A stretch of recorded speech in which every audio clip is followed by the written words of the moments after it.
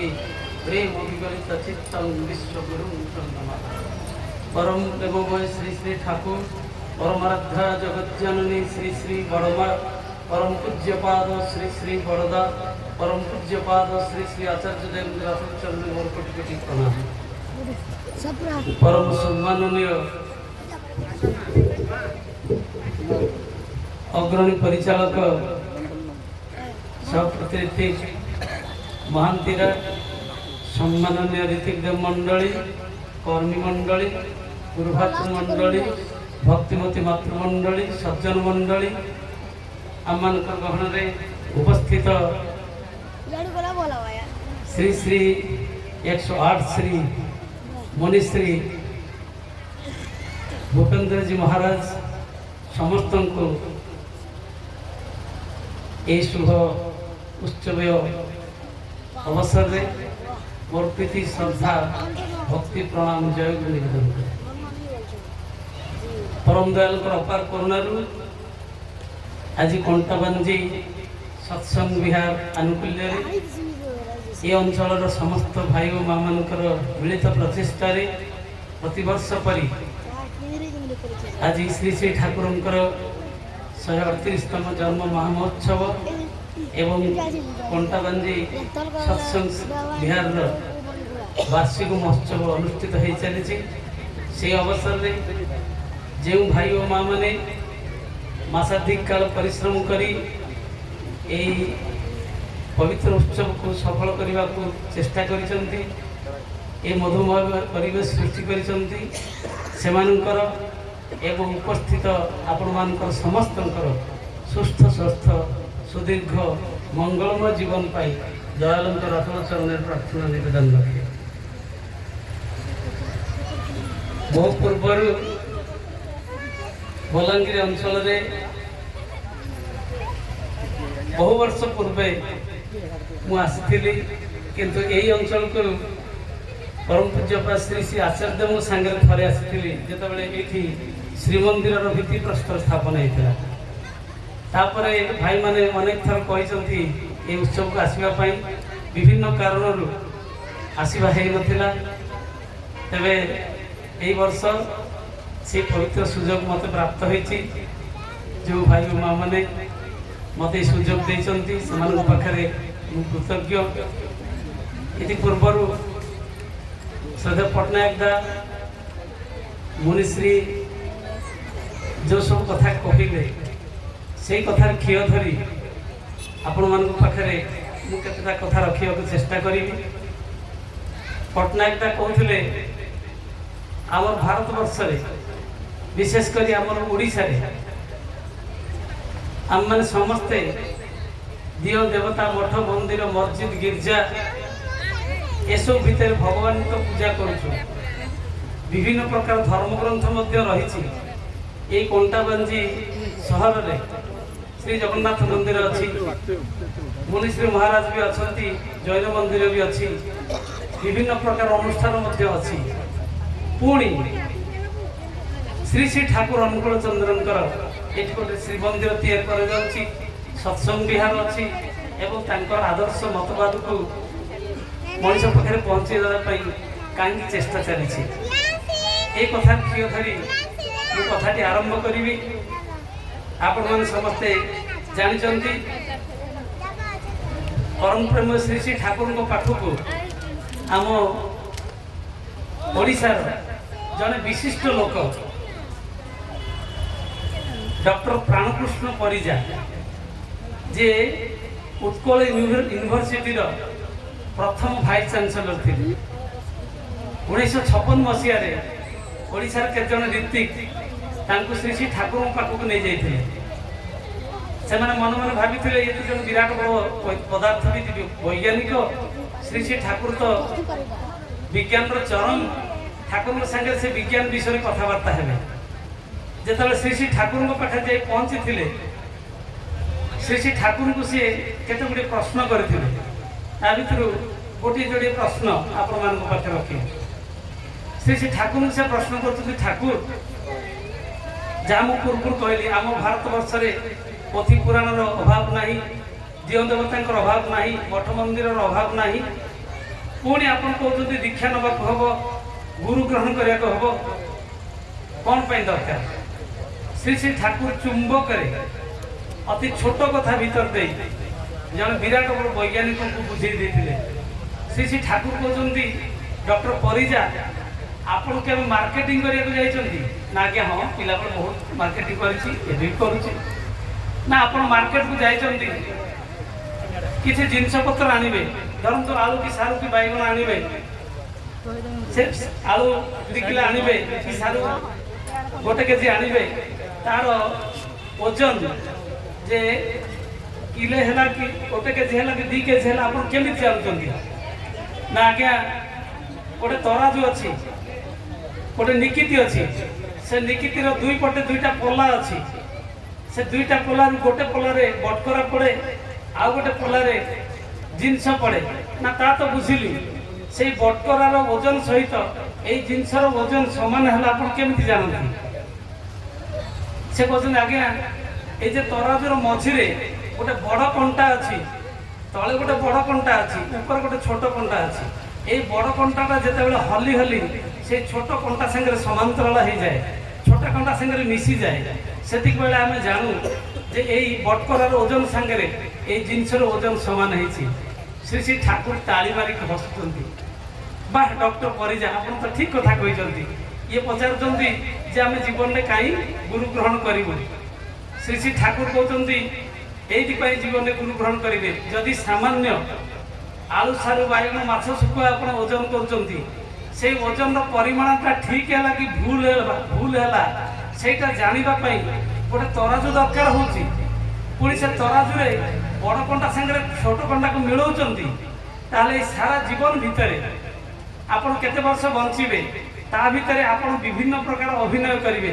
केतबे बापा हिसाब से केतबे माँ हिसाब से केतबे पुओ हिसाब से केतबे झील हिसाब से केतबे छात्र हिसाब से शिक्षक हिसाब से नेता हिसाब से जनता हिसाब से वैज्ञानिक हिसाब से आप जेकोसी अभिनय करंतु से अभिनयटा आपणकर ठीक हो कि भूल होटा जानापी कौन कौन मेजरिंग रड दरकार नहीं बुझीगले विराट बड़ वैज्ञानिक कहले आज्ञा हाँ ना सेमती जीवन में जड़े गुरु दरकार जो गुरु को ग्रहण कले मनीष तार जीवन में थिबा भूल को सुधारी निए जन आदर्श जीवन में दरकार आदर्श शब्दर अर्थ होची आ उपसर्ग दृढ़ धातु जार अर्थ होची दर्पण जमती दर्पण आईना सामने छिड़ा हेले मिरर सामने छिड़ा हेले आपणकर अवयव कोठी दाग लगी कौन है आपन जमती जानी पारंती एवं तदनुसार निजक सजै नियंती ठीक से भाव में आम जीवन में जदि जीवंत आदर्श जन रहती जदि से आचार्य को आम ग्रहण कर चलू ताल आम जीवन में कौट भूल भटका रोचे कौट दोष त्रुटि रोचे आम सजाड़ी नहीं पार पुणी प्रश्न असरती प्रश्न मनरे पुणी प्रश्न कर ठाकुर ठीक अच्छे आपड़ तो कहते दीक्षा नवा पड़ो गुरु ग्रहण कराया पड़ो पुणी आप कहते घरे समस्त दीक्षा ने जो मैंने 12 वर्ष ऊर्ध समस्त दीक्षा ने श्री श्री ठाकुर आउ गोटे उदाहरण दौरान बोले डॉक्टर परिजा से विराट बड़ वैज्ञानिक पचार आप टर्च लाइट व्यवहार कर आज्ञा हाँ ना 200 लिया 300 लिया 500 लिया 700 लिया टर्च लाइट ना आज्ञा हाँ ना गोटे 500 लिया टर्च लाइट तादर 5टा सेल अच्छी बैटेरी अच्छी 2टा बैटेरी की एपटू मुह करदे आउ 3टा बैटेरी की सेपटू मुह करदे से टर्चटा जलिबो ना नाइ ठाकुर जलिबोनी ना केमिति जलिबो ना जदि सब गुड़ाक बैटेरी गोटी आड़ू मुह कर से बल्बटा जलिबो ना मु तो से कथा कहूँ एक आदेश चलती जी ही नहीं समाज हुए आम जीवन में जब समस्ते एकमुखी नहबा एक आदर्श को अनुसरण न करवा आम घर कहीं आम परिवार कहीं आम देश दश राष्ट्र जहाँ भी कहतु ताहा ठीक भाव में चली पार ना जहाँ बर्तमान चली आप जानते जीवन में परिवार समस्ते गुरु ग्रहण करने दरकार ये गुरु ग्रहण आम तो समस्ते ज्ञानी विज्ञानी पंडित बहुत किसी जानी बहुत पुराण शास्त्र अच्छी किंतु जीवन में गुरु कौन पर दरकार आज सका देखुली गोटे जड़े कहते पचारे मुझे रावण तो बहुत जानी रावण वेद को अनुवाद कर रावण बहुत किसी विराट बड़ पंडित किंतु कहीं तो रावण को पूजा करना रावण को तो कहीं जन महापुरुष बोली वर्णना करना କଂସ ମଧ୍ୟ ସେମିତି ବିରାଟ ବଡ଼ ବୈଜ୍ଞାନିକ। ବର୍ତ୍ତମାନ ସାମ୍ପ୍ରତିକ ପରିସ୍ଥିତିରେ ଆପଣମାନେ ଦେଖିବେ ବହୁତ ବୈଜ୍ଞାନିକ ଅଛନ୍ତି, ବହୁତ ଡାକ୍ତର ଅଛନ୍ତି, ବହୁତ ଇଞ୍ଜିନିୟର ଅଛନ୍ତି, ସେମାନେ କିନ୍ତୁ ଦେଶକୁ ନଷ୍ଟ କରି ଚାଲିଛନ୍ତି। ତାଙ୍କ କଥା କହିବା ଦରକାର ନାହିଁ। ତାହେଲେ ସେମାନଙ୍କୁ ତ କେହି ମହାପୁରୁଷ କହୁନାହାନ୍ତି, ସେମାନଙ୍କୁ ତ କେହି ଅନୁସରଣ କରୁନାହାନ୍ତି। ତାର କାରଣ ହେଉଛି ତାଙ୍କ ଜୀବନରେ ଜଣେ କିଳକେନ୍ଦ୍ର ନାହାନ୍ତି, ଜଣେ ଗୁରୁ ନାହାନ୍ତି। ସେଇଥିପାଇଁ ଯୁଗେ ଯୁଗେ ଈଶ୍ୱର ପୁରୁଷୋତ୍ତମ এই 3.5 ହାତ ମଣିଷ ଭିତରେ ଦେଇ ଅବତୀର୍ଣ୍ଣ ହୁଅନ୍ତି। କେତେବେଳେ ନା ଯେତେବେଳେ এই ଧର୍ମର ଗ୍ଲାନି ହୁଏ। ଧର୍ମର ଗ୍ଲାନି କ'ଣ? ଆମେ ସମସ୍ତଙ୍କର ଗୋଟେ ଅଭ୍ୟାସ ଅଛି, ଆମେ ଜାଣିଛେ। ସମସ୍ତେ କହନ୍ତି ଧର୍ମର ଗ୍ଲାନି ହେଲେ ଈଶ୍ୱର ପୁରୁଷୋତ୍ତମ ଆସନ୍ତି। ଗୀତାରେ କୁହନ୍ତୁ, ଭାଗବତରେ କୁହନ୍ତୁ, ରାମାୟଣରେ କୁହନ୍ତୁ, ଏ ବିଷୟରେ ବହୁତ କଥା ସବୁ ଲେଖାଯାଇଛି। ସେ ଧର୍ମର ଗ୍ଲାନିଟା କ'ଣ ଅତି ସହଜ ସରଳ ଭାବରେ ଆମେ ବୁଝିପାରିବା। ପରମ ପୂଜ୍ୟପାଦ ଆଚାର୍ଯ୍ୟ ଦେବଙ୍କର ଯେ କନିଷ୍ଠ ଭ୍ରାତା, ଆପଣମାନେ ଜାଣିଛନ୍ତି ସତ୍ସଙ୍ଗର ଯେ ପ୍ରଶାସକ, ମୁଖ୍ୟ ପ୍ରଶାସକ ପୂଜ୍ୟପାଦ ଶ୍ରୀ ଶ୍ରୀ ବିଙ୍କିଦା ଅନିନ୍ଦ ଦ୍ୱିତୀ ଚକ୍ରବର୍ତ୍ତୀ, ଯେତେବେଳେ ଶ୍ରୀ ଶ୍ରୀ ବଡ଼ଦା ପୁରୀରେ ଅବସ୍ଥାନ କରୁଥିଲେ, ସେତିକି ବେଳେ କିଛି ଗୁରୁ ଭାଇଙ୍କୁ ଧରିକି ଗୋଟେ ଗାଡ଼ିରେ, ପୁରୀରେ ଆପଣ ଦେଖିଥିବେ ସ୍ୱର୍ଗଦ୍ୱାର ଅଛି, ସ୍ୱର୍ଗଦ୍ୱାରରେ କି ଗାଡ଼ିରେ ଯାଉଛନ୍ତି। ଗାଡ଼ିରେ କିଛି ଭାଇମାନେ ବସିଛନ୍ତି। ଜଣେ ଭାଇ ପ୍ରଶ୍ନ କଲେ ଯେ ଆଜ୍ଞା, ସମସ୍ତେ କହୁଛନ୍ତି ଆମେ ଜାଣିଛୁ ଧର୍ମର ଗ୍ଲାନି ହେଲେ ଭଗବାନ ଆସନ୍ତି, এই ଧର୍ମର ଗ୍ଲାନି ଜିନିଷଟା କ'ଣ ଆମେ ବୁଝିପାରୁନୁ। ସେତିକି ବେଳେ ଆପଣ ଦେଖିବେ ସ୍ୱର୍ଗଦ୍ୱାରରେ ଗୋଟେ ତ୍ରିଛକି ଅଛି। ସେ ତ୍ରିଛକି ମଝିରେ ଗୋଟେ ଟ୍ରାଫିକ ପୋଷ୍ଟ ଭଳିଆ ଅଛି। ସେଇଠି ଶ୍ରୀ ଚୈତନ୍ୟ ମହାପ୍ରଭୁଙ୍କର ଗୋଟେ ପୂର୍ଣ୍ଣାବୟବ ମୂର୍ତ୍ତି ଛିଡ଼ା ହେଇଛନ୍ତି, ଏମିତି ହାତ ଟେକିକି ଛିଡ଼ା ହେଇଛନ୍ତି। ସେତେବେଳେ ତାଙ୍କ ଉପରେ ଏଇସବୁ ଛାତ ଭାତ କିଛି ନଥିଲା, ଖୋଲା ଜାଗାରେ ଠିଆ ହେଇଥିଲେ। ସେଇ ପାଖାପାଖି ହେଇଗଲାଣି ଗାଡ଼ିଟା। ସେତିକି ବେଳେ ସେ ଅଙ୍ଗୁଳି ନିର୍ଦ୍ଦେଶ କରି କହିଲେ, ଦେଖ এইଠି ଧର୍ମର ଗ୍ଲାନି ହେଇଛି। ନା କି ଆମେ ବୁଝିପାରିଲୁନୁ ନା ଧର୍ମର ଗ୍ଲାନି এইଠି ହେଇଛି କେମିତି? ଯେ ପୁରୁଷୋତ୍ତମ ଭଗବାନ, ଯେ ଈଶ୍ୱର, ତାଙ୍କୁ ଆମେ କୋଉଠି ଛିଡ଼ା କରିଛୁ? ରାସ୍ତା ମଝିରେ ଛିଡ଼ା କରିଛି, ଟ୍ରାଫିକ ପୋଷ୍ଟରେ ଛିଡ଼ା କରିଦେଇଛୁ। ଆଉ ଠିକ ସେତିକି ବେଳେ ଗୋଟେ କାଉ ଆସିକି ସେ ମୂର୍ତ୍ତି ମୁଣ୍ଡରେ 2 ନମ୍ବର କରୁଥିଲା, ଆଉ ତଳେ ଗୋଟିଏ କୁକୁର ଗୋଡ଼ ଟେକିକି 1 ନମ୍ବର କରୁଥିଲା। কি অবস্থা! এইটাই হচ্ছে ধর্মর গ্লানি। সেই পুরাণ শাস্ত্র যুগ যেন চুম্বকে চুম্বকে কই সময় স্বল্প, সে যদি সে পুরাণ পৃষ্ঠাকে আমি যা, সেই ধর্মর গ্লানি কথা কুযাই। যে রামচরিত মানস আপন মানে সমস্তে করছেন, সেইটি সন্ত তুলসী দাস করছেন, जब जब होई धर्म की हानि बढ़ई अज्ञान अंधर अभिमानी, तब तब होई प्रभु मनज शरीरा हरई कृपा निधि सज्जन पीरा, तब तब होई प्रभु विविध शरीरा हरई कृपा निधि सज्जन पीरा। जब जब होई धर्म की हानि बढ़ई अज्ञान अंधर अभिमानी, এটি গোটিয়ে শব্দ কমন আপনারা দেখিবে। জব জব হই অর্থাৎ যেতেবেলে যেতেবেলে, এই দুইটা শব্দ। যেতেবেলে যেতেবেলে ধর্মর গ্লানি, কেতেবেলে কেতেবেলে ধর্মর গ্লানি হুয়ে, সবু জায়গায় সেই কথা বর্ণনা করা হয়েছে। রামায়ণ কথা আপনি জানেন ধর্মর গ্লানি কেমিতি হয়েছিলা। পিতা পুত্র মধ্যে সম্পর্ক নথিলা, মর্যাদা সমস্ত ভুলি যাইছিলে। সেপাই মর্যাদা পুরুষোত্তম রামচন্দ্র আসিলে এবং সেটি কথা দেইকি কেই কথা রক্ষা করুনথিলে। সেই গো বিটুমি কথা শ্রী শ্রী ঠাকুর କହିଛନ୍ତି, দ্বন্দ্বীভূতির কথা। পরম পুরুষ প্রভু রামচন্দ্র আসিকি আমাকে সেইটাই মর্যাদা শিখিয়ে দেলে, পিতা পুত্র ভিতরে সম্পর্ক শিখিয়ে দেলে। 14 বর্ষ বনবাস যাইকি যে পিতাଙ୍କ প্রতি কিভাবে শ্রদ্ধা করা, শ্রদ্ধার কথা মুনি মহারাজ কହୁଥିଲେ, সেই শ্রদ্ধা আমাকে শিখিয়ে দিয়ে গেলে এবং কইলে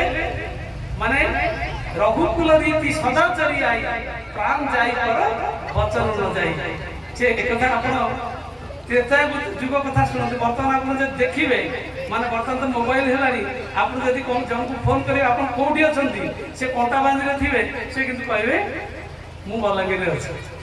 দ্বন্দ্বীভূতি, এটিকি যাবি কি ন যাবি, করবি কি ন করবি, খাইবি কি ন খাইবি, দেবি কি ন দেবি, এই দ্বন্দ্বীভূতি। কিন্তু সেতবে আমি সে বুঝে যে দ্বন্দ্বীভূতি যোগু আজ মানুষ প্রতি পদক্ষেপে অসুবিধার পড়ুছি, মানুষ হয়রান পড়ুছে। সেই কথা আমাকে শিখাই দিতে। অর্থাৎ সে যেতেবেলে যেতেবেলে সেই ধর্মর গ্লানি হয়েছিল। পুଣି আসবা যে কথা পূর্বରୁ কହୁଥିଲେ, প্রভু রামচন্দ্র তো আসিলে, পুଣି শ্রীকৃষ্ণচন্দ্র কাহিঁকি আসলে? प्रभु रामचंद्र आसवर मात्र 30 वर्ष पर प्रभु श्रीकृष्ण चंद्र आसे सी आसिक से कथा कहले आपण समस्त मुखस्थ थी जदा जदा ही धर्मस्य ग्लानिर्भवति भारत अभ्युत्थान धर्मस्य तदात्मान सुजाम्यहं परित्राणय साधनं विनाशाय च दुष्कृतं धर्म संस्थापनार्थाय संभवामि जुगे जुगे।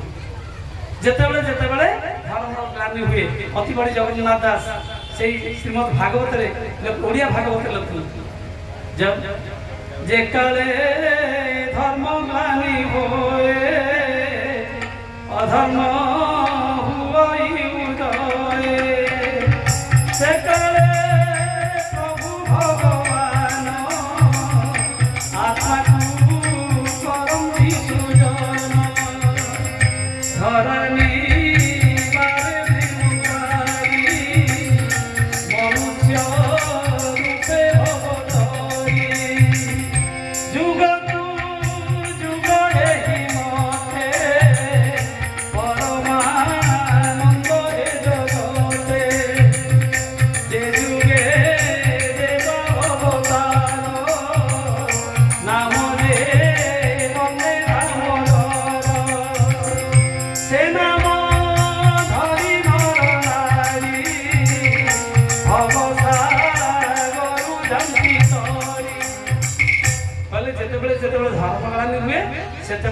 ईश्वर पुरुषोत्तम आसंती आउ के कौन करंती ना जो जुगरे जो मंत्र दरकार जो नाम दरकार सेटा दियंती आउ जो जुगरे जहा अभाव थाए सेटा को से परिपूर्ण करंती जेंती छोटिया कथा कहला आपण बुझी परिबे हमर रामकृष्ण ठाकुर कहते बादशाही अमल टाका एखुन चलबे ना आपण सब देखिते 50-60 वर्ष 100 वर्ष तळे हमर एति कोन चलुतरा से अणी दौणी कणा पैसा रूपा टंका सोना टंका ये सब चलुला बर्तन से चलुच कि बर्तन कागज नोट चलुची आउ स्टील रो पैसा चलुची आपण जति बर्तन कंटाबंदी बाजार को जिबे गोटे दुकान को जिबे गोटे अणी नै कि जिबे कि दौणी दियना नै कि जिबे कि गोटे सोना टंका कि रूपा टंका नै कि जिबे से कोन एटा चलिबनी आपण तार धातुर मूल्य हे पारे गोटे सोना टंकार मूल्य 1 लाख टंका हे पारे 10 ग्राम वजन कि 1 ग्राम वजन 10,000 टका हे पारे किंतु ता बदल आपण किछ आनि पारे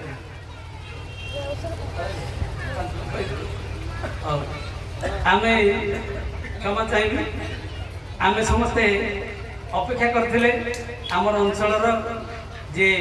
मान्यवर विधायक से आसबे आम को गहन रहिबे तांकर किछ अमृत बाणी सुनैबे जे कि